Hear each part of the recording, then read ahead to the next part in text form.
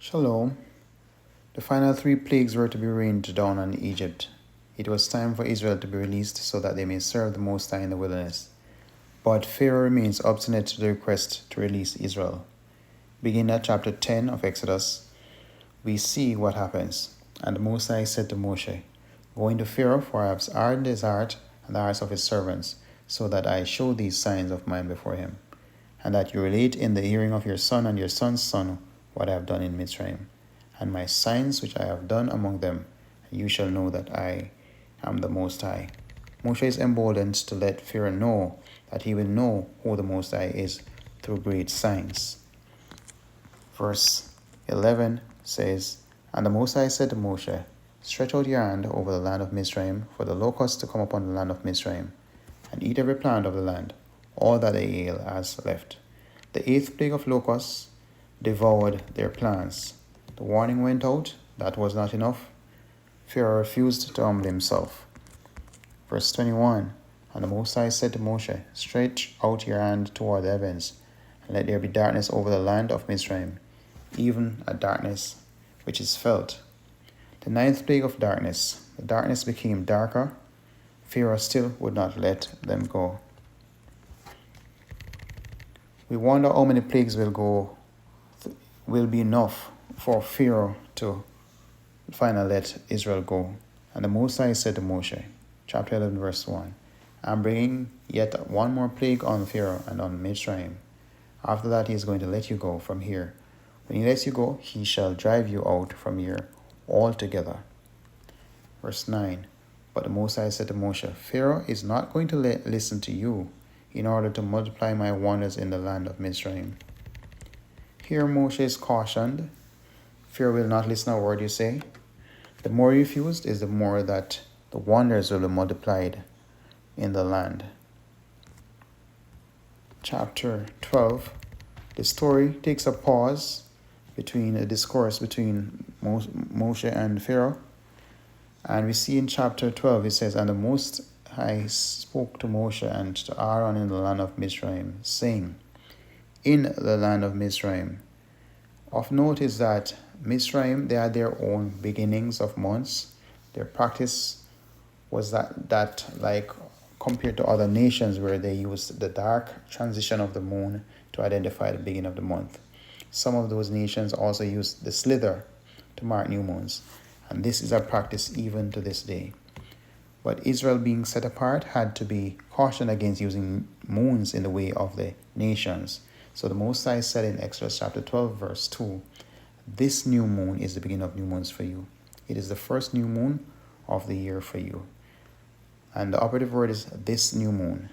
This new moon is a visible marker for the beginning of months for you. So the Most High ensured that the Hebrews would have a distinguished new moon, one that he pointed out to them, one that all could see. Now that they knew when the month started, they were introduced to Pesach. Verse 3 says, "Take for yourself a lamb according to the household of your father." Verse 6 says, "And you shall keep it until the 14th day of the same new moon. Then all the assembly of the congregation of Israel shall slay it between the evenings." So the lamb for Pesach was to be kept until the 14th at evening, after which the lamb should be slain. Tradition says that the 14th of the month was always fully lit, and is a full moon. But Scripture does not support such assertions.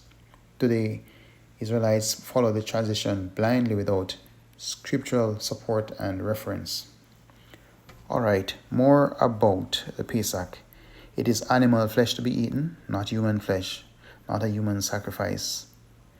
Verse 44 actually adds more instruction that if any man has brought a silver, when you have circumcised him, then let him eat.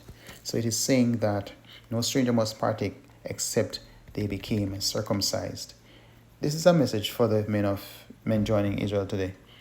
If you are to participate in Pesach, there is need for an upgrade to your instrument before you can partake. 29 says, "And it came to be at midnight that the Most High struck all the firstborn in the land of Mitzrayim, from the firstborn of Pharaoh, who sat on his throne, the firstborn of the captive who was in the dungeon, and all the firstborn of the livestock.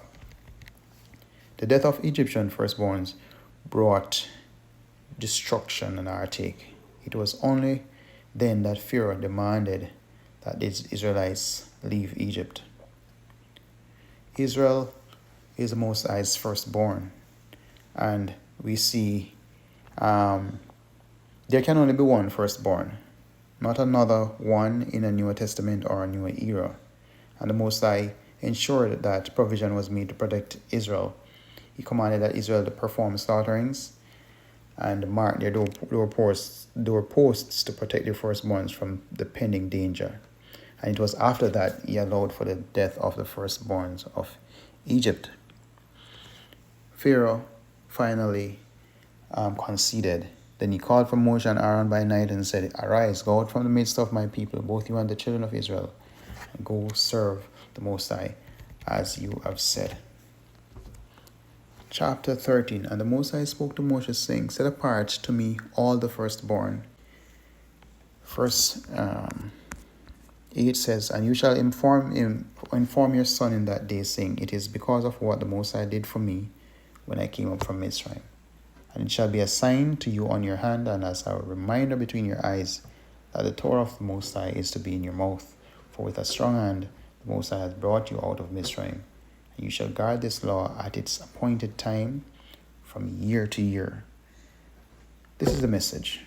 With a powerful hand, the Most High brought you out of the difficult situation that you were in. Celebrate this deliverance year after year. Shalom.